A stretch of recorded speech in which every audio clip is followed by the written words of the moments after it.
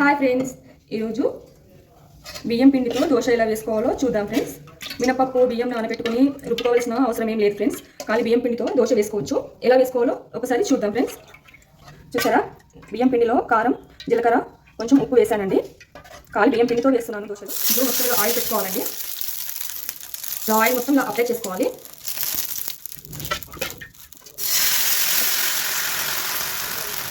చాలా బాగుంటుంది ఫ్రెండ్స్, చాలా బాగుంటుంది. ఇలా చేసుకుంటే చాలా ఈజీగా చేసుకోవచ్చు అండి. ప్రతి ఇంట్లో ఉంటుంది కదా బియ్యం పిండి.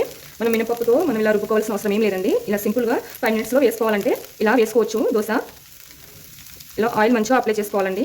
అలా అయితే మంచిగా వస్తుంది.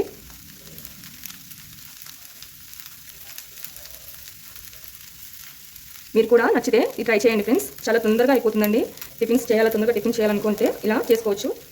చూసారా, ఇలా మంచిగా వెళ్తుంది. మంచిగా కాలనివ్వాలండి. చాలా బాగుంటుందండి. టేస్ట్ కూడా ఒకసారి ట్రై చేసి చూడండి. చాలా బాగుంటుంది. 5 మినిట్స్లో చేసుకోవాలంటే మాత్రం ఇలా చేసుకోండి. చూసారా ఫ్రెండ్స్, మంచిగా కాలింది. ఇప్పుడు దీన్ని మరేయాలి. చూసారా ఎంత బాగుందో. ఇలానే చేసుకోవాలండి. చాలా బాగుంటుందండి. చాలా సింపుల్గా అయిపోతుంది, ఎక్కువ కష్టం లేకుండా. ఓకేనా ఫ్రెండ్స్, నచ్చితే మీరు కూడా ట్రై చేయండి.